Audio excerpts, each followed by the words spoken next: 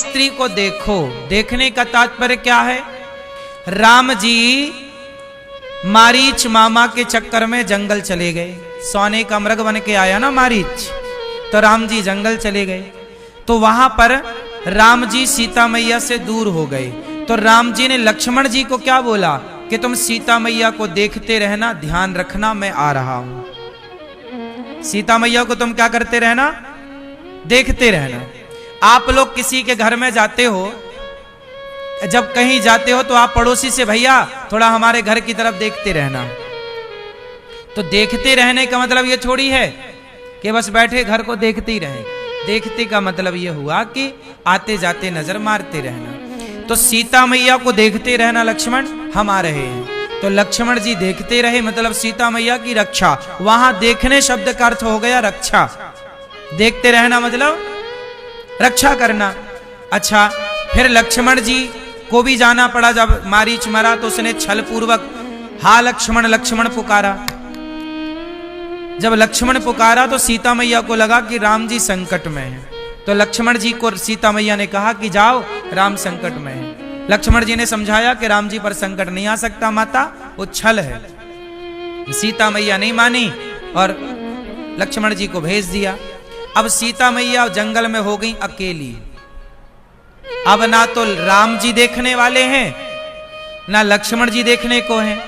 तो तुलसीदास जी कह रहे हैं कि ताड़ना मतलब अपनी नारी को, स्त्री को देखते रहो।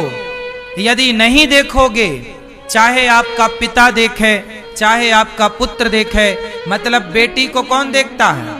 पिता। कहां चली गई बेटी, कहां है, कहां नहीं आई, देर क्यों हो रही है? तो बेटी को कौन देखता है? बेटी की देख रेख कौन करता है? और विवाह के बाद उसकी देख रेख उसका पति, और पति के ना रहने पर उसकी देखरेख उसका पुत्र।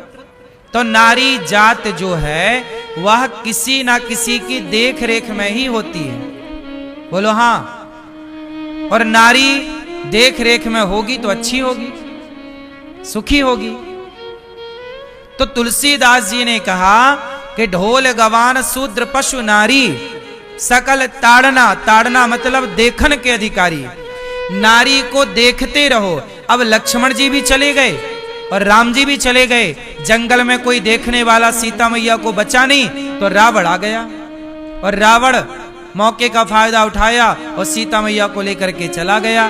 तो नारी पर यदि पिता, पति और पुत्र की दृष्टि यदि हट जाएगी तो नारी पर संकट आकर खड़ा हो सकता है। इसलिए नारी को देखते रहो, ये बात कह रहे हैं तुलसीदास जी। नारी को क्या करते रहो?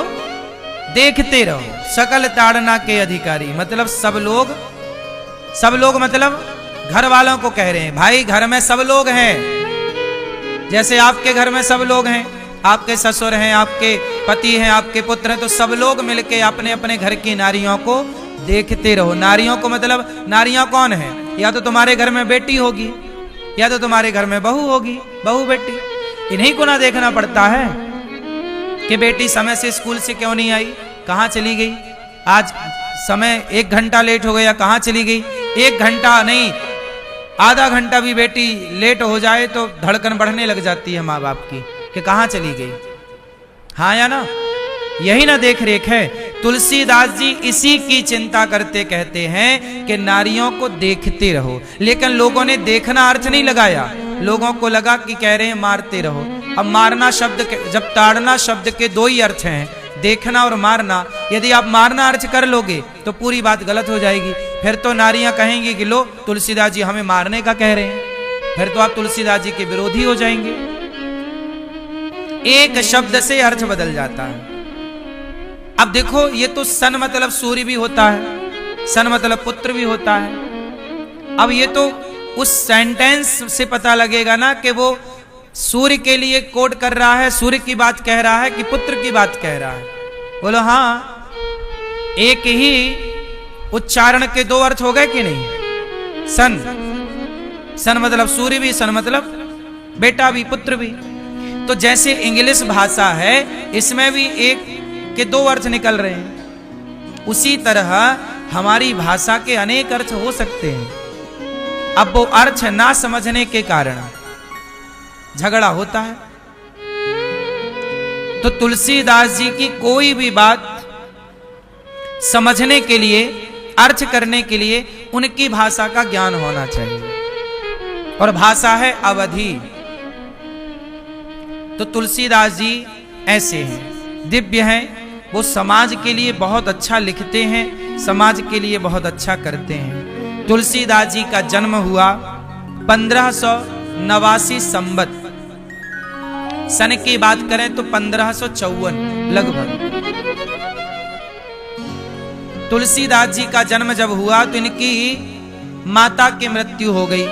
जन्म के कुछ समय बाद पिता की मृत्यु हो गई। जो इनको रोटी दिया करती थी इनकी माता, पड़ोस की माता, एक मासी माँ, वो भी कुछ दिनों बाद मर गई। तो समाज में ये भ्रांति हो गई कि भाई तुलसीदास जी को जो रोटी देता है, इस बच्चे को जो खाना देता है, वो मर जाता है। तो तुलसीदास जी को लोगों ने रोटी देना बंद कर दिया। बचपन से ये जन्म लेती राम बोले थे, इसलिए इनका एक नाम पड़ा राम बोला। तुलसीदास जी का एक नाम है राम बोला। तुलसीदास जी जब पैदा हुए तो इनके पूरे पूरे दांत थे। तो लोगों को लगा ये तो बड़ा अपशगुन है, बच्चा पैदा होता है तो उसके दांत नहीं होते। लेकिन तुलसीदास जी पैदा हुए तो उनके सारे दांत थे। लोगों को लगा ये तो बड़ा अपशगुन है। समाज ने बहिष्कार कर दिया, उस बच्चे को रोटी पानी देना लोगों ने बंद कर दिया। जैसे तैसे वो पढ़ने काशी आ गए। हरि गुरु जी इन्हें मिल गए। तुलसीदास जी जब पढ़ने आए तो नरहरिदास जी इन्हें मिल गए। तुलसीदास जी के गुरु हैं नरहरिदास जी। नरहरिदास जी के गुरु हैं रामानंदाचार्य जी। रामानंदाचार्य जी श्री परंपरा से हैं, श्री संप्रदाय। रामानुजाचार्य संप्रदाय से श्री रामानंदाचार्य जी, पहले रामानुजाचार्य जी, फिर उसी परंपरा में भगवान रामानंदाचार्य जी, फिर हरिहरदास जी, और हरिहरदास जी के शिष्य हुए हैं तुलसीदास जी। तुलसीदास जी जो है राजापुर गांव है, यूपी में ही राजापुर ग्राम में इनका प्राकट्य हुआ। माँ बाप चल बसे, अनाथ हो गए, पढ़ लिख कर काशी में विद्वान होकर लौटे। समाज के लोगों ने बड़ा सम्मान किया। कुछ समय बाद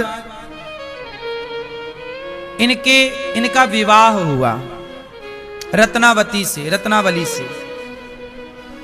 तुलसीदास जी का विवाह हो गया। पढ़ लिख के आए ना, विद्वान हो गए, थोड़ा काम धाम करने लग गए, पैसे भी कमाने लग गए। तुलसीदास जी पत्नी के साथ रहने लग गए। विवाह हुआ। तुलसीदास जी के पिताजी का नाम था आत्माराम दुबे, माता का नाम था श्रीमती हुलसी। हुलसी के पुत्र तुलसी। इनकी पत्नी है रत्नावली, रत्नावती भी कहते हैं, रत्नावली भी कहते हैं। तो तुलसीदास जी का जब विवाह हुआ तो इन्होंने माँ का प्यार पाया नहीं, पिता का प्यार पाया नहीं, पड़ोस अड़ोस का, माँ बाप का, बुआ दादी और रिश्तेदारों का प्यार पाया नहीं। पत्नी मिल गई तो पत्नी थोड़ा प्यार करती है, तो उन्हें पहली बार प्यार मिला तो वो अपनी पत्नी से बहुत आसक्त हो गए। पत्नी के बिना अब दिन भर वो पत्नी के पास रहते, काम धाम करे आए, कमाना तो जरूरी था, रोटी तो कमाएं और फिर पत्नी के पास बैठे, टुकुर टुकुर देखें पत्नी को, पत्नी प्यार करे, दोनों बड़े खुश।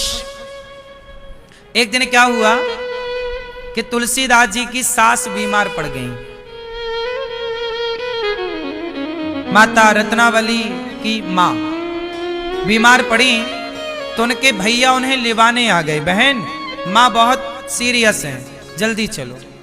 तो रत्नावती जी बोली कि नहीं, मेरे पति आने वाले हैं, आज आए, मैं उन्हें सूचित कर दूं कि मैं जा रही हूं, फिर मैं चलूंगी। भैया बोले तब तक तो माँ निपट जाएगी। तो रत्नावती जी ने अपने पड़ोसन से कहा कि बहन हमारे पति आए तो बताना कि हमारे भैया आए थे, हमारी माँ बीमार हैं, तो अचानक जाना पड़ा, हमने भोजन बना के रख दिया है, आए तो ये चाबी है, ये दे देना और वो खा लें, और उनसे कहना कि मैं कल ही वापस आ जाऊंगी, माँ से मिल करके हाल चाल देख करके कल ही मैं वापस आ जाऊंगी। पड़ोसन को समझा बुझा करके रत्नावती जी चली गई अपने भैया के साथ। उनका गांव नदी के उस पार था, 2-4-5 किलोमीटर की ही दूरी थी, बहुत दूर नहीं था उनका गांव, ज्यादा से ज्यादा 8 किलोमीटर। उस जमाने वो जमाना ऐसा था जब बैलगाड़ी से लोग आते जाते थे। तो पत्नी चली गई, वो अपने माँ के पास पहुंची, माँ की तबीयत धीरे धीरे सुधरने लग गई, माँ से मिली, वो माँ अब बिल्कुल स्वस्थ सी हो गई बेटी को देखकर। अब यहाँ तुलसीदास जी आए तो देखा घर में ताला लगा। तब पड़ोसन आई, तुलसी यहाँ आओ, वो देखो तुम्हारी पत्नी कल आ जाएगी, भैया लेवाने आ गया, तुम्हारी सास की तबीयत अचानक बिगड़ गई तो वो मायके चली गई है, कल आ जाएगी बोल के गई है, वहां तुम्हारे लिए भोजन बना के रख कर गई है, तुम जल्दी भोजन कर लो। तुलसीदास जी बोले कोई बात नहीं, कल आ ही जाएगी, कोई बात नहीं। ताला खोला, भोजन बना के रखे, भोजन को देखकर तुलसीदास जी बोले वाह मेरी पत्नी कितनी अच्छी है, देखो मेरे लिए भोजन बना के गई, अब बढ़िया भोजन कर रहे हैं। शाम हो गई, शाम से फिर रात हुई, तो जब रात हुई तो तुलसीदास जी करवट बदलने लग गए, पत्नी की याद आने लग गई कि देखो कल तक तो मेरे साथ थी, हम दोनों साथ में बात कर रहे थे, अब ये रात कैसे कटेगी पत्नी के बिना, जबकि एक ही रात की बात थी, कल आ जाएगी। तुलसीदास जी बोले कल तो आ ही जाएगी, कोई बात नहीं। सोते हैं पर उन्हें नींद ही नहीं आ रही है, इस करवट से उस करवट, उस करवट से उस करवट, रात के 10 बज गए, नींद नहीं आई। तुलसीदास जी को लगा कोई बात नहीं, मेरी पत्नी कल तो आ ही जाएगी, लेकिन एक काम करो ना, मैं ही चलूं, कल लेवा लाऊंगा, वो भी मेरे बिना कैसे रह रही होगी, पता नहीं उसे भी नींद आ रही होगी कि नहीं। तो तुलसीदास जी बोले कोई बात नहीं, मैं अभी रात को ही जाता हूं। तो आधी रात को तुलसीदास जी चल पड़े अपनी पत्नी के पास कि चलो उसे नींद आ रही होगी कि नहीं। देखो ये प्रेम, तुलसीदास जी चले, पत्नी के प्रेम में इतने मोहित थे कि रात के 10-11 बजे चल पड़े। और संयोग देखिएगा, रात्रि भी अमावस्या की, अंधेरी रात, चल पड़े, ना बैलगाड़ी थी ना कोई साधन था, पैदल, और दूरी भी ज्यादा नहीं थी, 8-10 किलोमीटर है, ठीक है जो भी है, घंटे 2 घंटे का ही रास्ता, चलो चल पड़े। लेकिन जंगल के रास्ता, नदी, जंगल जैसे तैसे पार किया, नदी आई तो नदी में बाढ़ थी, बारिश का मौसम था, अचानक पानी ज्यादा हो गया। अब नदी कैसे पार करें, तो कोई मुर्दा बहता हुआ आ रहा था, उस मुर्दे को पकड़ लिया नाव समझकर, मुर्दे को पकड़ के तुलसीदास जी पार हो गए। मुर्दा, देखो पत्नी की याद, ध्यान किसका है, पत्नी का। और जब पत्नी की याद में तुलसीदास जी चले, पत्नी के घर पहुंचे, लेकिन रात को सब सो रहे थे। तुलसीदास जी को लगा कि यदि सास को जगाते हैं, तबीयत खराब है, कहीं टैना हो जाए, आधी रात को जगाएं, मरू ना जाए सास, तो सास को जगाना सही नहीं है। तो घर के पीछे की तरफ पत्नी के कमरे की तरफ गए, पत्नी का कमरा थोड़ा ऊपर था। संयोग देखिए कि उस समय पत्नी के कमरे में सांप घुस रहा था। रत्नावती के कमरे में कौन घुस रहा है, रात के बारिश का टाइम, सांप बिच्छू तो बहुत होते हैं, गांव में तो पहले आज भी बहुत होती हैं, तो सांप घुस रहा था।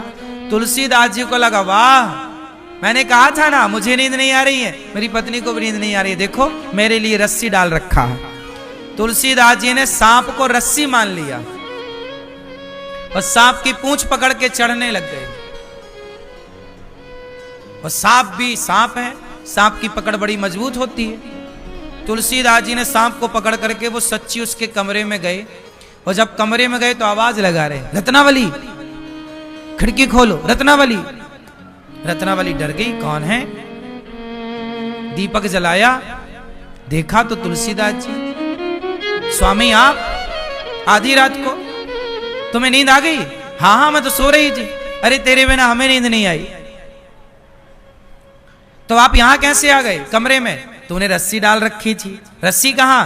देखा दीपक के प्रकाश से वो सांप था, और डंडे से फिर बाहर किया उसको। ये तो सांप है। तुलसीदास बोले सांप है? हाँ ये तो सांप पकड़ के आप चढ़ाए। और नदी कैसे पार की बिना नाव के? बोले नाव तुमने भिजवाई तो थी। मुर्दे को जब पकड़ाना तो मुर्दे की गंध तुलसीदास जी के शरीर में थी। सड़ा हुआ मुर्दा पता नहीं कब का बह रहा था, तो दुर्गंध आ रही थी। तुलसीदास जी से पत्नी ने कहा, स्वामी हाड़ मांस के देह से इतना प्रेम किया आपने।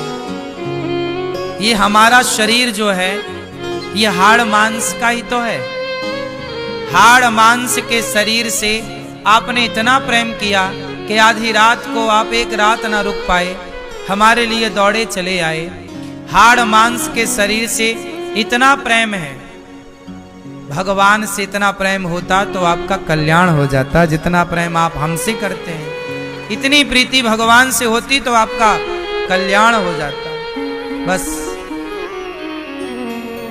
ये बात पत्नी ने कह दी।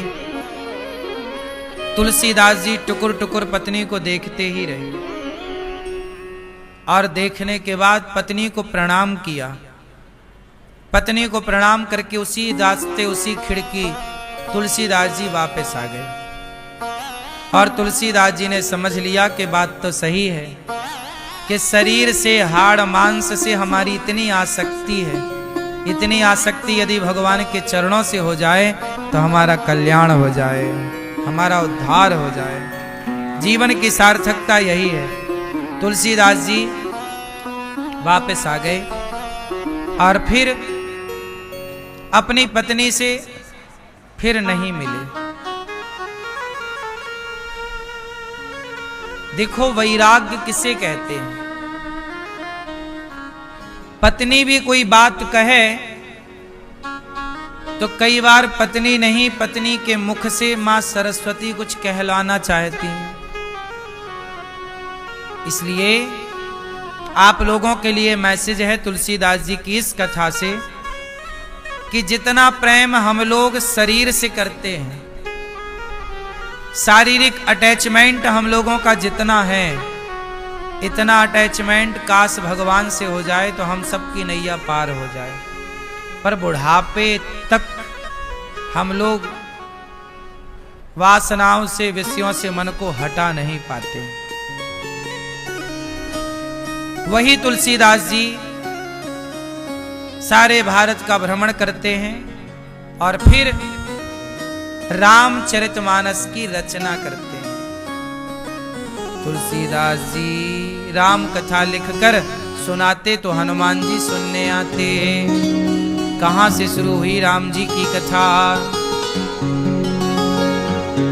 गोस्वामी जी लिख रहे हैं, वर्णानाम अर्थ संघानाम रसानाम छंदसामपि मंगलानाम च कर्तारौ वंदे वाणी विनायक। अक्षरों, अर्थ समूहों, रसों, छंदों और मंगलों की कामना करने वाले, मंगल करने वाली मां भगवती सरस्वती जी और गणेश जी की वंदना गोस्वामी जी करते हैं। वंदे वाणी विनायक, गणेश जी की वंदना। मंगल करने वाली मां सरस्वती जी की वंदना। भवानी शंकरौ वंदे, भवानी पार्वती शंकरौ, शंकर की वंदना करते हैं। वंदे श्रद्धा विश्वास रूपिणौ, श्रद्धा और विश्वास के स्वरूप भगवान शंकर पार्वती की वंदना कर रहे हैं। तुलसीदास जी सीताराम गुणग्राम पुण्यारण्य विहारिणौ।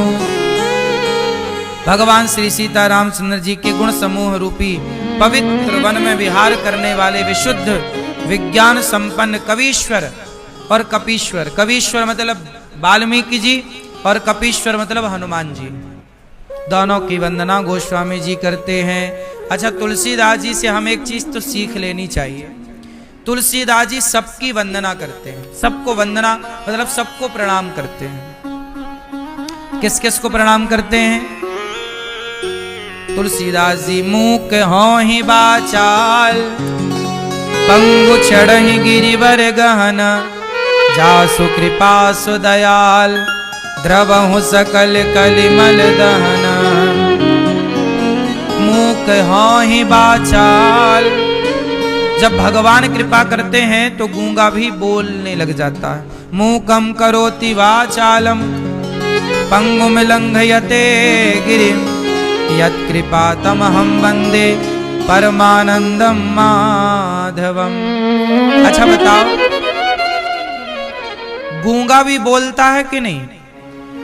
जब भगवान कृपा करते हैं तो गूंगा भी बोलने लग जाता है। क्यों भैया? ओ मोबाइल चलाने वाले भैया, जब भगवान कृपा करते हैं तो कौन बोलता है? गूंगा। और लंगड़ा भी पहाड़ लांग जाता है। कब? इसलिए कहते हैं जब भगवान कृपा करते हैं तो असंभव भी संभव कर देते। भगवान है ना, कर तुम अकर तुम अन्यथा कर तुम सर्व सामर्थ। भगवान से बड़ा सर्वशक्तिमान कौन होगा? तो भगवान सब कुछ करने की सामर्थ्य रखते हैं। ऐसे भगवान को प्रणाम कर रहे हैं। फिर कहते हैं वंदौ गुरुपद कंज। गोस्वामी जी गुरु जी को प्रणाम कर, बिना गुरु के ये सब संभव नहीं। तुलसीदास जी ने जो पढ़ा लिखा वो किससे? गुरु जी से। हमने जो पढ़ा लिखा किससे? गुरु जी से। जो पाया गुरु जी से। तो गुरु के बिना गति नहीं है। इसलिए जिनके जीवन में गुरु नहीं है उनका गुरूर समाप्त नहीं होता। गुरूर तभी मिटता है जब अच्छे गुरु जीवन में आ जाते हैं, क्योंकि गुरु के बिना गुरूर नहीं जाता, और गुरूर नहीं जाएगा तो पतन हो जाएगा। रावण के पास क्या था? गुरूर, अभिमान, एटीट्यूड को गुरूर कहते हैं। तो गुरूर कब नष्ट होगा? जब गुरु मिलेंगे। लेकिन रावण ने अपने गुरु को गुरु माना ही नहीं। हनुमान जी कौन है? शंकर जी। जब शंकर जी हनुमान बन करके रावण को समझाने गए तो क्या रावण अपने गुरु की बात सुना? रावण हनुमान जी की बात समझ लेता। हनुमान जी गुरु है ना? नहीं है गुरु। कृपा करहु गुरुदेव की नाही। हम लोग क्या कहते हैं?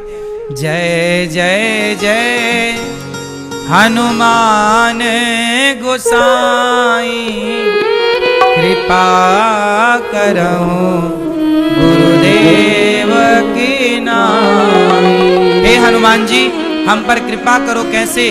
गुरु की तरह। आप हमारे गुरु हैं।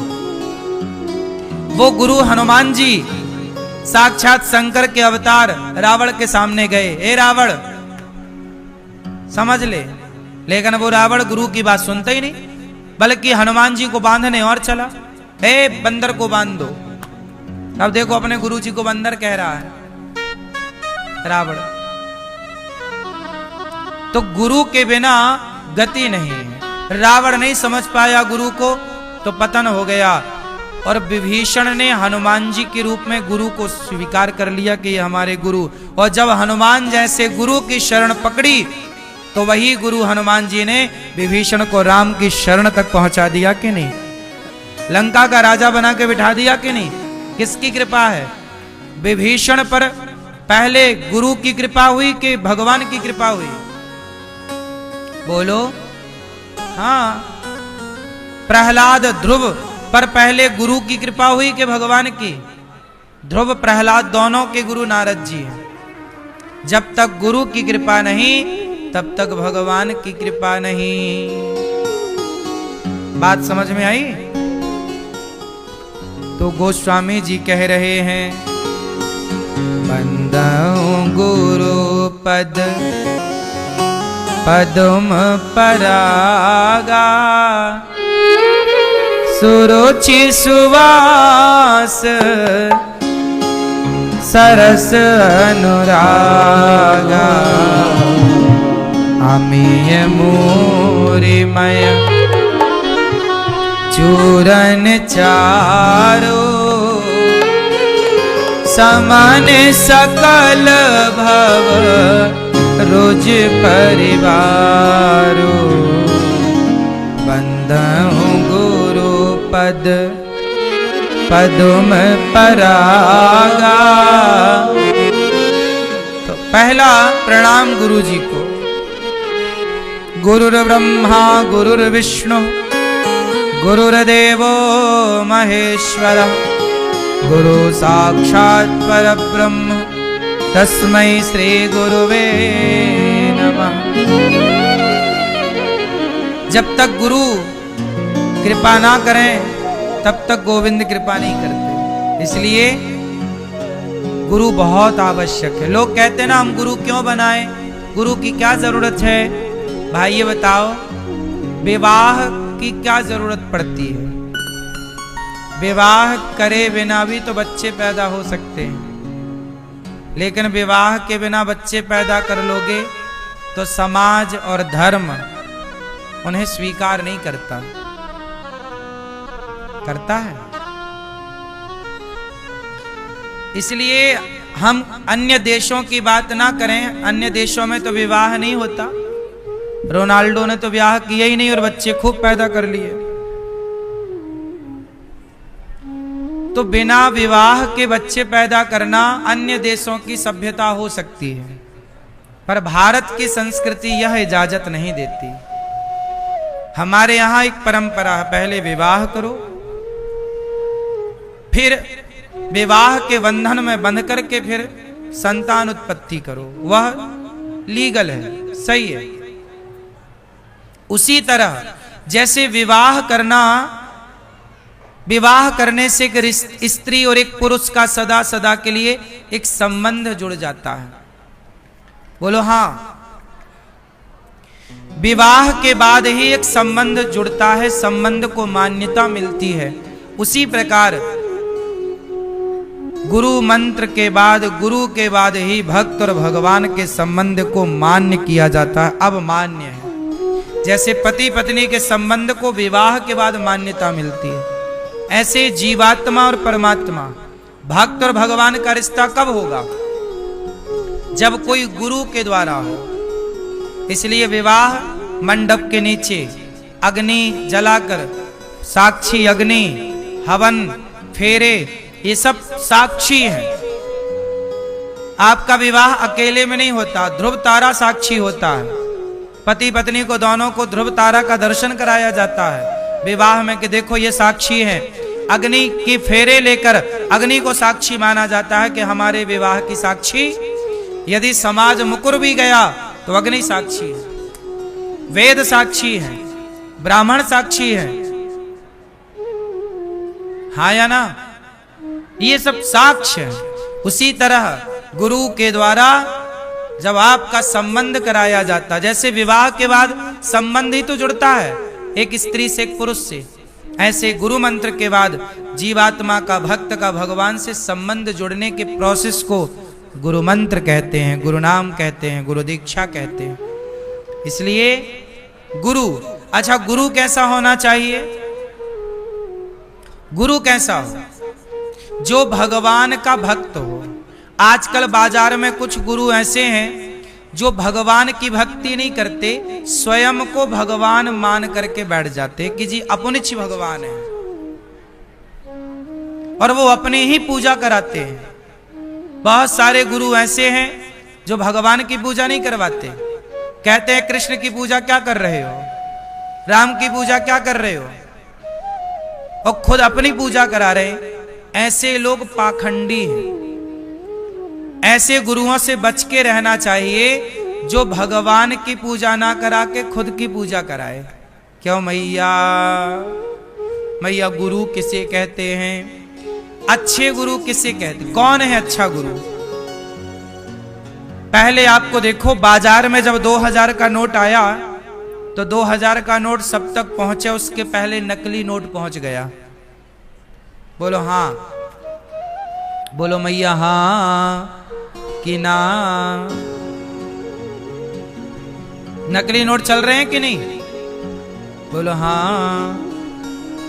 फिर ऐसे नकली गुरु, नकली गुरु कौन? बताओ आप लोग, नकली गुरु कौन? हम लोग किसकी पूजा करते हैं? भगवान की, भगवान नारायण की, भगवान श्री राम की, श्री कृष्ण की। हम लोग उनके दास हैं। हम लोग कभी ये नहीं कहते कि हम ही भगवान हैं। हम कभी भगवान नहीं हो सकते ना। भगवान तो भगवान है साहब। वो चुटकी बजाए तो संसार बन जाए, वो चुटकी बजाए तो प्रलय हो जाए। भगवान है ना। वो भगवान ही तो है जो तुम्हारे पैदा होने पर तुम्हारी मां के आंचल में दूध भरते हैं। अब ये सामर्थ्य किसी इंसान की नहीं हो सकती ना। गुरु मार्गदर्शक है। गुरु भगवान तक पहुंचाने का साधन है।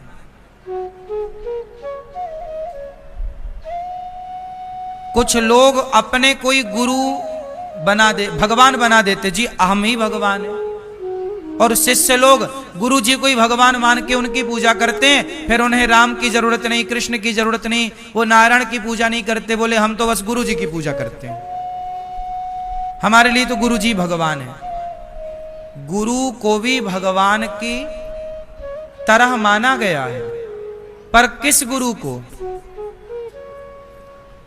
देखो, भगवान भगवान होना और भगवान की तरह होना, मां और मां के जैसी। क्यों? ये मेरी मां है और ये मेरी मां के जैसी है। अच्छा, ये मेरा पिता है और ये मेरे पिता जैसा है। ये मेरा भाई है और ये मेरे भाई जैसा है। अच्छा, क्या आप कभी कहती हो ये मेरा पति है और ये मेरा पति जैसा है? बोलो। हर जगह जैसा नहीं चलता। कुछ रिश्तों में तो जैसा चल जाएगा, मां मां जैसी, भाई भाई जैसा चलेगा, दौड़ेगा। क्यों? चलेगा ना। बहन बहन जैसी चलेगा, बिल्कुल। ये मेरी बहन जैसी, चलेगा, दौड़ेगा। ये मेरा पिता है, ये मेरे पिता जैसा, बिल्कुल चलेगा। लेकिन ये मेरा पति है और ये पति जैसा है, चलेगा?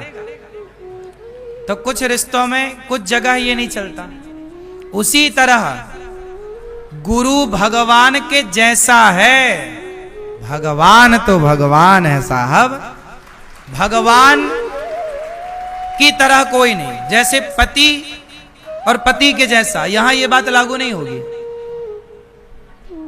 उसी तरह भगवान और भगवान जैसा नहीं, यहां भी यह बात लागू नहीं होगी। भगवान जैसा कौन है? केवल भगवान। भगवान जैसा कोई दूसरा होए तो बताओ, है कोई दूसरा? भगवान तो एक उंगली से पहाड़ उठा सकते हैं, कोई दूसरा होए तो बताओ। भगवान जैसे केवल भगवान है। इसलिए इंसानों को इंसान मानो। गुरु को बहुत आदर देने की बात है, परंतु भगवान भगवान है। आप अपनी श्रद्धा से गुरु में भगवान को देख सकते हैं, पर गुरु जी खुद कहने लग जाएं कि हम भगवान हैं, तो फिर वो गलत है। बात समझ में आई?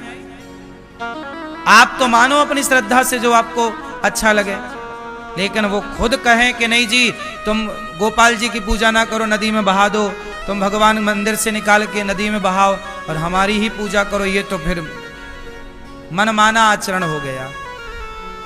इसलिए ऐसे गुरुओं से सावधान जो खुद की पूजा करा रहे हैं और भगवान से आपको वंचित रखे हैं।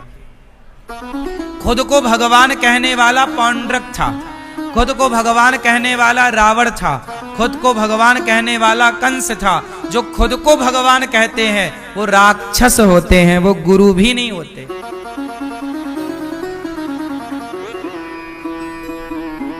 हाँ या ना? तो आज के कलिकाल में यह भी जानना बहुत जरूरी है कि गुरु कौन है। इसलिए भगवान का भक्त को गुरु कहा जाता है। गुरु किसे कहेंगे? जो भगवान का, बोलो अब बताओ। प्रहलाद जी के गुरु कौन? नारद जी। ध्रुव जी के गुरु कौन? नारद जी। वाल्मीकि जी के गुरु कौन? नारद जी। वेद व्यास जी के गुरु कौन? नारद जी। नारद जी सबके गुरु हैं। क्यों? क्योंकि नारद जी भक्त हैं। वीणा लेकर दिन भर क्या जपते हैं? श्रीमन नारायण श्रीमन नारायण। तो जो नारद जी जैसा भगवान का उपासक हो, जो भगवान का भक्त हो, वही आपका गुरु होना चाहिए। जिसके खुद के अंदर भक्ति नहीं है वो आपको क्या भक्ति भरेगा? इसलिए नारद जी ध्रुव प्रहलाद के गुरु हैं। और वो नारद जी क्या जपते हैं? श्रीमन नारायण श्रीमन नारायण। बोलो हाँ। अब ऊपर देखो भगवान लक्ष्मी नारायण बैठे हैं कि नहीं? भगवान श्रीमन नारायण मंदिर में, गौरी गोपाल भगवान, राधा कृष्ण भगवान, श्री सीताराम चंद्र भगवान। अब कोई आए बोले जी ये भगवान काहे बैठा? ये थोड़ी भगवान है, नदी में बहाव और अपनी पूजा कराने लग जाए। तो वो महामूर्ख है ना जो अपनी पूजा कराए और भगवान को बाहर कराए। हम लोग उसी परंपरा से, नारद जी की परंपरा से। नारद जी भी जपते हैं श्रीमन नारायण श्रीमन नारायण। बोलो हाँ। क्या जपते हैं नारद जी? और हम भी और आप भी क्या जप रहे हैं? श्रीमन नारायण। तो नारद जी को फॉलो करो। नारद जी से बड़ा गुरु कोई नहीं। हनुमान जी से बड़ा गुरु कौन? लेकिन वो हनुमान जी राम के पुजारी हैं या नहीं? राम रसायन तुम्हारे पास और सदा राम जी के द्वार पर राम द्वारे तुम रखवारे। हनुमान जी से बड़ा कौन होगा? लेकिन वो हनुमान जी जो पहाड़, देखिए पहाड़ तो भगवान कृष्ण भी उठाए और पहाड़ तो हनुमान जी भी उठाए। पर कृष्ण पहाड़ उठाए तो उन्हें भगवान कहा गया, हनुमान जी पहाड़ उठाए तो वो भगवान के भक्त हैं। हनुमान जी को भी हम लोग क्या कहते हैं? ये राम जी के भक्त हैं। हनुमान जी भक्त की कोटि में है, हनुमान जी भगवान की कोटि में नहीं है। बात समझ में आई? भगवान सब नहीं हो सकते ना मेरी मां। प्रधानमंत्री सारे हो सकते हैं? सब बन जाओ फिर प्रधानमंत्री। सब बन जाओगे तो प्रधानमंत्री की वैल्यू क्या रह जाएगी? भाई वैल्यू तो तब तक है ना जब तक एक है। बोलो हाँ। सारे राष्ट्रपति हो जाएं तो फिर राष्ट्रपति की वैल्यू क्या? क्यों मैया? एक ना होगा तो एको ब्रह्म द्वितीयो नास्ति, एक ब्रह्म, ईश्वर एक है। हनुमान जी कौन है? भगवान के भक्त हैं। बोलो हाँ। और वो भक्त क्या जप रहे हैं? श्री राम जय जय राम। आजकल लोग राम राम नहीं जप रहे हैं, कृष्ण कृष्ण नहीं जप रहे हैं, नारायण नारायण नहीं जप रहे हैं, जो मन में आ रहा वो जप रहे हैं। इसलिए अपनी प्राचीन परंपराओं को ना गवाओ। ये सब लोग ज्ञान भूल गए। आजकल कोई भी किसी को भी आप गुरु मान लेते हो। गुरु कौन है? जो भक्त है वो गुरु। मीराबाई ने किसे गुरु बनाया? रैदास जी को। मोची है, जूता सिलते हैं।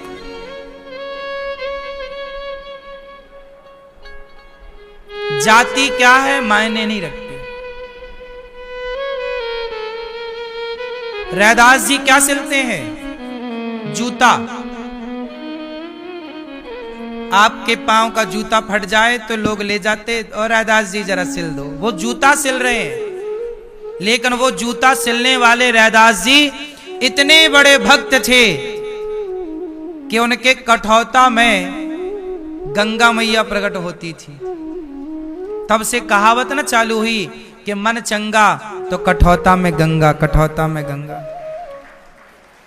मन चंगा तो कठौता में। तो ये कहावत कब से स्टार्ट हुई? रैदास भक्त जो थे, रैदास जी, उनके बारे में लोगों ने अफवाह फैलाई। अरे बोले ये तो भक्त होने का नाटक कर रहा है।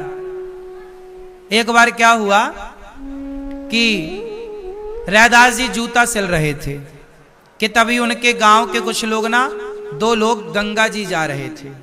तो रैदास जी को पता लगा कि ये भैया हमारे गांव के गंगा जी जा रहे हैं। तो उन्होंने, रैदास जी ने कहा भैया ये हमारी दक्षिणा गंगा मैया को भेंट कर देना और ये चुनरी ले जाओ, ये दक्षिणा और ये चुनरी गंगा मैया को। हम तो जा नहीं पा रहे हैं, हमारी तो सामर्थ्य है नहीं किराया भाड़ा लगाने की, तो तुम जा रहे हो तो ये हमारी दक्षिणा, कुछ एकाध पैसे उन्होंने दी होगी। कहा ये पैसे ले लो और ये चुनरी ले लो, ये गंगा मैया को हमारी तरफ से समर्पित कर देना। आज भी गांव में कोई गंगा जाए तो गांव के लोग अपनी अपनी तरफ से कहते भैया ये हमारी तरफ से गंगा मैया को भेंट कर देना, ये हमारी तरफ से, हम तो जा नहीं पा रहे हैं, आप जा रहे हैं तो आप ही दे देना।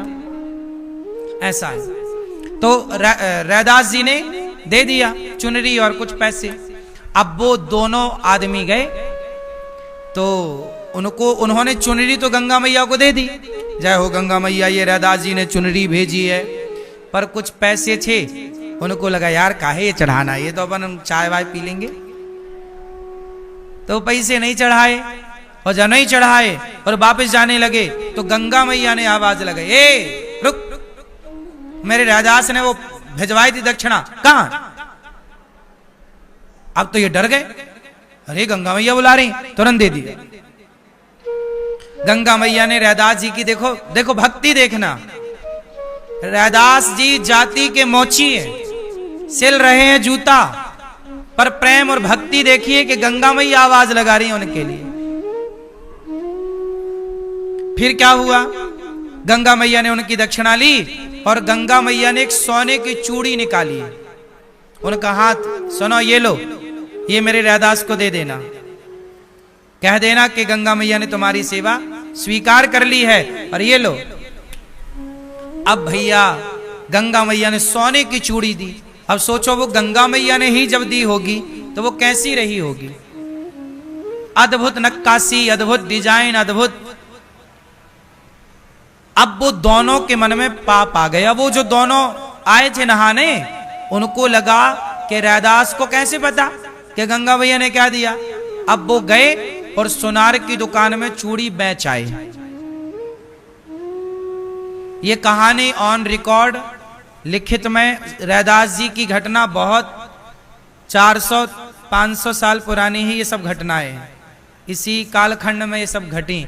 तुलसीदास जी के टाइम पर ही ये सब आगे पीछे घटनाएं घटी हैं। तो रैदास जी, अब वो लोग सुनार को बेच दिए। अच्छा, सुनार तो बड़ा पारखी था, सुनार को लगा कि ये आभूषण सामान्य नहीं है, चलो राजा को भेंट करते हैं। अब उन्होंने तो पैसे बांट लिए दोनों, 50-50 दोनों गंगा नहाने आए थे, और रैदास जी से कह दिया कि हमने तुम्हारी दक्षिणा चढ़ा दी और गंगा मैया को हमने प्रणाम कर लिया। अच्छा ठीक है। रैदास जी को ये बताया ही नहीं कि तुम्हारे लिए सोने का कुछ प्रसाद पहुंचाया है माता जी ने। अब वो दोनों बांट के पैसे अपना तो मस्त खा पी के पड़े। लेकिन सुनार राजा के पास गया, महाराज ये चूड़ी आपके लिए। रानी ने देखा तो पसंद आई। सुनार से कहा कि ऐसा करो कि ऐसी चूड़ी ये और लाओ, हम दोनों हाथ में पहनेंगे। ये बहुत पसंद आई रानी को। अब सुनार कैसे बनाए, पूरी जान लगाए सुनार, तो वैसी चूड़ी कैसे बने, गंगा मैया ने दी है, वो थोड़ी कोई बना सकता था, अद्भुत थी। अब राजा ने कहा तू नहीं बनाएगा, मैं तुझे मृत्यु दंड दूंगा। सोनार बोला फंस गए, ये बता तुझे किसने दी? तब पूरी कहानी बताई कि वो फलाने ने हमें दी, दोनों को पकड़ा गया। क्यों रे, ये चूड़ी तेरे पास कहां से आई, चोरी की? बोले नहीं नहीं, अब वो मरता क्या ना करता, उन्होंने सच बताया कि गंगा मैया ने दी। किसके लिए दी? बोले ये रैदास जी के लिए। अब राजा रैदास जी के पास गए, बोले आपकी पहचान गंगा मैया से है, ये चूड़ी तुम्हारी गंगा मैया ने दी है, यदि ऐसी चूड़ी एक और देंगी तो हम मानेंगे कि तुम भक्त हो। रैदास जी बोले भैया हमने ये कब कहा कि हम भक्त हैं, क्यों हमें फंसा रहे हो? बोले नहीं, तुम बड़े भक्त हो, जल्दी से चूड़ी लाओ हमारे लिए। अब रैदास जी को परेशान करने लग गए बेचारे को। जब लोगों ने ढोंगी पाखंडी और कहना शुरू किया कि ये तो कोई भक्त है ही नहीं, यदि ये भक्त है तो गंगा मैया से फिर दूसरी चूड़ी निकलवा के दिखाओ, तब हम जाने तुम्हारी तो पहचान है। तब रैदास जी ने प्रार्थना की, हे गंगा मैया, ये पापी लोग हमारी भक्ति पर संदेह कर रहे हैं, भक्ति पर संदेह हुआ तो फिर भगवान का नाम, भगवान का यश खराब होगा, हे मां कृपा करो। जब रैदास जी ने गंगा मैया को पुकारा तो रैदास जी के वो चमड़े का जो मोची होता ना, चमड़े का ही पानी भरने के लिए वो बनाता है एक पात्र, उसमें पानी भरता है, चमड़े का था वो पात्र। जूता सिलना पानी लगता है ना चीजों के लिए, तो पानी भरने का जो पात्र था वो भी चमड़े का था। उस चमड़े के पात्र में जब गंगा मैया का आवाहन किया श्री भक्त जी ने, रैदास जी ने, और प्रेम पूर्वक जब पुकारे तो उस चमड़े के पात्र से गंगा मैया प्रकट हो गई। उनका हाथ में दूसरी चूड़ी लेकर के मैया प्रकट हुई, सब ने देखा। तब वो राजा चरणों में गिरा, रैदास जी को प्रणाम किया, बोले आप हमसे धन ले लो जितना, ये जूता काहे सिलते? बोले नहीं, हम बोले अपना जूता सिल के अपना कार्य करेंगे। जो जूता सिलने से पैसा कमाते वो साधु जनों की सेवा में लगाते। रैदास जी भक्ति करते। इन्हीं रैदास जी से गुरु मंत्र लेने के लिए मीराबाई आई। अब सोचिए, जाति तो उनकी मोची थी, लेकिन मीराबाई ने गुरु बनाया। गुरु क्या बोलती मीराबाई कि वस्तु अमोलक दी मेरे सतगुरु, करी कृपा अपनायो पायो जी मैंने राम रतन धन पायो। तो मीराबाई ने गुरु किसे बनाया? जो भक्त है। इसलिए गुरु किसे बनाओ? जो भगवान का भक्त है वही आपका गुरु होना चाहिए। भक्त ही गुरु, क्योंकि भक्त गुरु होगा तो फिर वो भगवान से आपको जोड़ेगा, आपके भीतर भी भक्ति भरेगा। तो भक्त होना चाहिए।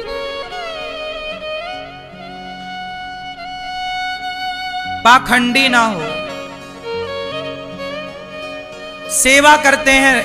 अच्छा, रैदास जी किस बल पर भगवान की भक्ति कर रहे हैं? रैदास जी जूता सिलते। एक बार क्या हुआ, रैदास जी के पास भगवान आए और भगवान ने इन्हें एक पारस मणि दी।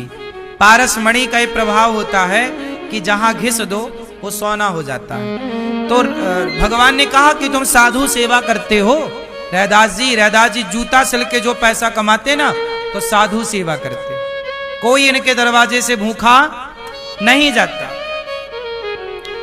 अच्छा, पुराने जितने भक्तों को, संतों को देखा होगा, सब सेवा को बड़ा महत्व देते हैं। सेवा, इसलिए दास अनिरुद्ध उन्हीं संतों के बताए रास्ते पर चल रहा है। और गौरी गोपाल में भी सवेरे से शाम तक देखो हजारों संतों की, भक्तों की सेवा हो रही है, क्योंकि एक ही संकल्प, एक ही नारा, सेवा ही है धर्म हमारा। बड़े बड़े साधु संत यहाँ आते हैं और गौरी गोपाल की सेवाओं का अपनी आंखों से दर्शन करते हैं। ये सेवा है। रैदास जी जूता सिल के अपना पैसा सेवा में लगाते। एक दिन भगवान आए, बोले ये पारस मणि ले लो। भगवान कैसे बनकर आए? साधु बनकर। बोले ये मणि ले लो। घिस के दिखाया, लोहे पे घिसा। अच्छा, इनके पास ना मोची के पास ना एक लोहे का इतना बड़ा वो होता है जिस पे रख के जूते पे कील मारते हैं, कील नहीं ठोकते, वो 3, 4, 5 किलो 10 किलो का होता है। उसको ना संत जी ने छुआ दिया तो वो बन गया सोने का। अब रैदास जी रोने लगे, बाबा जी अब सोने का बना दिया, अब हम जूता कैसे बनाएंगे? उसमें लोहा थोड़ा मजबूत होता है, सोना थोड़ा मजबूत नहीं होता लोहे की अपेक्षा। अब बताओ इसमें थोड़ी जूता बनेगा। बोले आपने सोने का, अरे बोले सोने का बना दिया, तुम सेवा करो। नहीं, ऐसे थोड़ी सेवा करनी। रैदास जी गए और सोने का वो जाके गंगा जी में बहाए। और वो पारस मणि साधु जी ने कही ये लो। नहीं, हम नहीं छुएंगे, अपनी ले जाओ, हम खुश हैं, हमें चाहिए नहीं ज्यादा। देखो जरा संतोष देखिए, भगवान आ रहे हैं, पारस मणि दे रहे हैं। फिर क्या हुआ? इनके पास ना शालिग्राम जी थे। तो जब ये रात्रि को शालिग्राम भगवान को सुलाएं और सवेरे जब उठाएं तो 2 सोने की मोहर निकलती शालिग्राम जी के पास। मानो भगवान सपने में आके बोलते, रैदास तुम इतनी साधु सेवा करते हो, तुम्हारे पास पैसा होगा तुम और सेवा करोगे। रैदास जी बोले नहीं, हमें ज्यादा नहीं करना, जितना हम कमा रहे हैं उसी से करेंगे। अब शालिग्राम जी 2 मोहर रोज दें। तो रैदास जी बोले हे भगवान, तुम भी लालची हो गए हो क्या? सोने के पास सोते हो। तुरंत दोनों मोहर उठाए। तुलसी रैदास जी के बारे में लिखा है कि वो हाथ से नहीं मोहर उठाते, चिमटी से। वो रोटी नहीं घुमाती हो आप मैया चिमटा से, आप रोटी तवे से कैसे पलटाती हो? पकड़ने वाला नहीं होता। वैसे ही किसी चीज से पकड़ के मोहर उठाते ऐसे और ले जाके गंगा जी में छोड़ आते।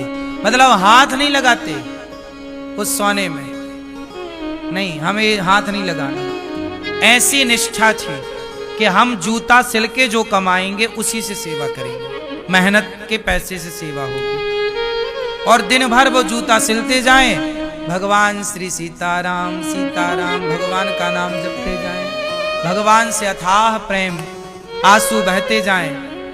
बस मेरी माँ, भक्ति कहीं भी रह के की जा सकती है, किसी भी परिस्थिति में जूता सिलते सिलते भक्ति की जा सकती है।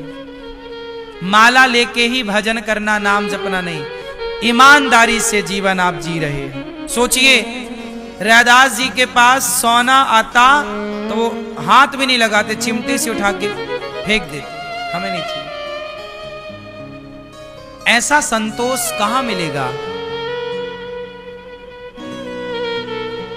निष्काम, कोई कामना नहीं।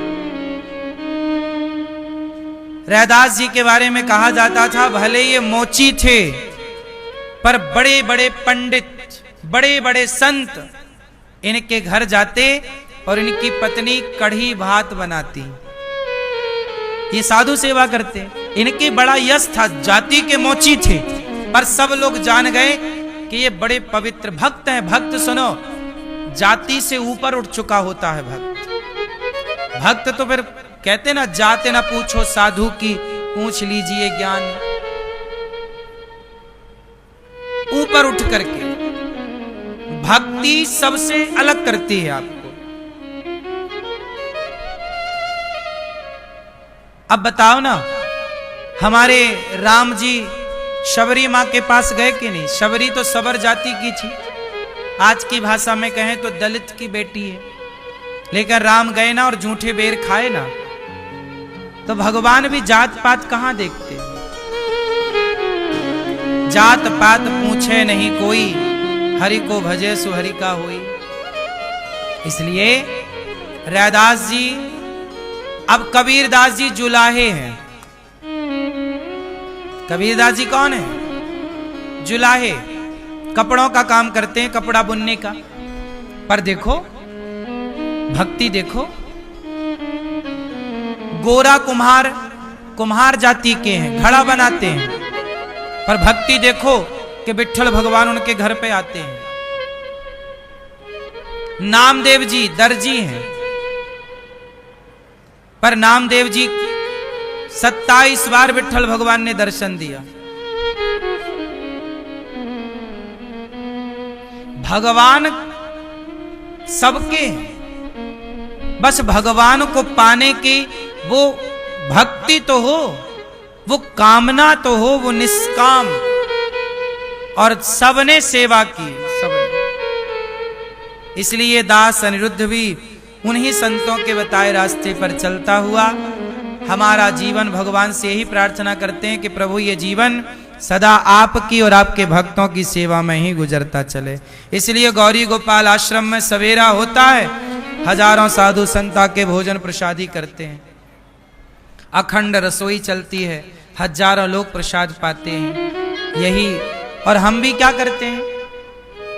हम किसी के घर चोरी नहीं करने जाते। हम भी, मोची रैदास जी का काम था जूता सिलने का, तो वो अपना जूता सिल के काम करते थे। हमारा काम है आपको कथा सुनाने का, तो कथा सुनाने से जो आप सहयोग करते हो उसी पैसे से इतनी सारी सेवाएं चल रही हैं। आप लोगों से भिक्षा मांग लेते हैं और उसी भिक्षा से 30,000 लोग यहाँ नित्य प्रसाद पा रहे हैं। 290 वृद्ध माताएं यहाँ रह रही हैं। 150 बच्चे गौरी गोपाल गुरुकुल में यहाँ पढ़ रहे हैं। तो ये भी वही परंपरा की सेवा है। भगवान जब भी मिलते हैं ना, सेवा के बल पर मिलते हैं। तो रैदास जी को गुरु बनाया मीराबाई ने। हम आपको बस ये समझाना चाहते हैं कि गुरु कैसा होना चाहिए। गुरु भक्त होना चाहिए, परम भक्त, जो भगवान के सिवा और कुछ ना चाहे। यदि गुरु का मन आपके पैसे में लग गया तो फिर आप परेशान हो जाओगे, जब भी जाओगे गुरुजी पैसे। इसलिए यदि गुरुजी लालची हो गए और पैसे मांगने लग गए तब तो चेला परेशान, फिर चेला दूर से ही भागेगा। ऐसा लालची गुरु भी ना हो। सोचिए, ये दास अनिरुद्ध गौरी गोपाल परिवार से करोड़ों लोग जुड़े हैं। आज तक यहां करोड़ों लोग जुड़े हैं, लाखों लोग गुरु मंत्र लेकर यहां से जा चुके, दीक्षा लेकर जा चुके। मैंने आज तक किसी से नहीं कहा कि तुम 2 रुपए तुम्हें देना ही पड़ेगा, तुम्हारी श्रद्धा है तो दो, नहीं है तो मत दो। पर मैंने आज तक किसी को जोर नहीं लगाया कि तुम दो, नहीं, आपकी आस्था है दो, नहीं है मत दो। मैंने किसी को नहीं इशारा किया कि तुम्हें इतना देना ही पड़ेगा। अभी हमारी मैया कई बार आ चुकी, कई बार इन्होंने जितनी सेवाएं की अपनी श्रद्धा से की। आज तक किसी प्रकार से नहीं कहा जाता कि आपको इतना 1000 रुपए देना पड़ेगा कि 5000 देना पड़ेगा, नहीं। ये हमारी मैया वर्षों से आ रही हैं यहाँ। मैया ने सभी संतों को खूब सेवा की, खूब बढ़िया प्रसाद बनवा के पवाया, लेकिन कभी किसी से हम नहीं कहते कि ये देना ही पड़ेगा। वो आपकी श्रद्धा है। आप 1 रुपए दें, 1 पैसा दें, 1 लाख दें, 1 रोटी दें, जो आपका मन, कभी हमने नहीं कहा। क्योंकि भगवान, हमें पूरा भरोसा भगवान पर है कि यदि कार्य भगवान करा रहे हैं तो फिर भगवान ही अपनी जिम्मेदारी से कराएंगे, वो खुद कराएंगे। हम क्यों चिंता करें? गौरी गोपाल में सब कार्य हो रहा, कोई हम और आप थोड़ी कर रहे हैं। भगवान आपको प्रेरणा कर देंगे, आप करेंगे, भगवान आपसे करा लेंगे। कोई इंसान कुछ नहीं करता, लेकिन जब व्यक्ति लालची हो जाता है ना, तो फिर वो अलग दिखने लग जाता है कि लालच है। इसलिए लोभ ना पैदा होने पावे। लोभ उतना ही हो जितने की जरूरत है। आपके जीवन में कितना लोभ होना चाहिए? रोटी, कपड़ा, मकान और शिक्षा। इतना लोभ करो जिससे रोटी आपको मिल जाए। आपके पास क्या होना चाहिए? रोटी हो, कपड़ा हो और मकान हो। ये बेसिक जरूरतें हैं, आवश्यकताएं हम सबकी, ये सबके पास होना चाहिए। ये जरूरतें हैं, नीड है हम सबकी। लेकिन इसके बाद क्या होती हैं? हमारी इच्छाएं। जब रोटी आपको भरपूर मिल जाती है, कपड़ा आप बढ़िया पहन लेते हो, जब आप अच्छे मकान बना लेते हो, जमीन जायदाद भरपूर हो जाती है, फिर आप किस पे जीते हो? इच्छाओं कि अब तो नाम हो, अब तो प्रतिष्ठा हो, अब तो लो, बस इच्छाएं। और वो इच्छाएं अच्छी नहीं है। जरूरतें पूरी हो सकती हैं, इच्छाएं पूरी नहीं हो सकती। इसलिए जीवन को जरूरतों के हिसाब से चलाओ, इच्छाओं के हिसाब से बिल्कुल ना ढालना। इच्छाएं तो रावण की पूरी ना हो सकी, इच्छाएं दशरथ जी की पूरी ना हो सकी, तो फिर हमारी और तुम्हारी इच्छाएं क्या पूरी होंगी? हाँ, हमारी और आपकी जरूरतें पूरी हो सकती हैं। बोलो हाँ कि ना। तो गोस्वामी जी सबको प्रणाम करते हैं और कहते हैं, बिनु सत्संग विवेक न होई, राम कृपा बिनु सुलभ न सोई। सत्संगत मुद मंगल मूला, सोई फल सिद्धि सब साधन फूला। बिनु सत्संग विवेक न होई, बिना सत्संग के विवेक नहीं होगा। सत्संग क्या करेगा? आपको विवेकी बनाएगा। इसलिए गोस्वामी जी कह रहे हैं, सत्संग करो सठ सुधे रही, सत्संगति पाई, पारस परस कुधात सुहाई। सठ सठ एक होता है मूर्ख, मूर्ख हृदय न चेत। एक होता है मूर्ख, एक होता है सठ। अच्छा, एक होता है खल, बड़ा खल आदमी है, दुष्ट। खल का मतलब क्या है? दुष्ट। खल किसे कहते हैं? बाढ़े खल बहु चोर जुआरा। खल किसे कहते हैं? जो दो काम करे, खाए और लड़े। खल मतलब जो खाए और, कुछ लोगों का काम होता है खाना और लड़ना, वही खल है। और एक बात और है कि जो खाए और लड़े वो खल, और जिसका खाए उसी से लड़े वो खल। उसी से लड़ जाता है, उसी का खाएगा और उसी से लड़ेगा।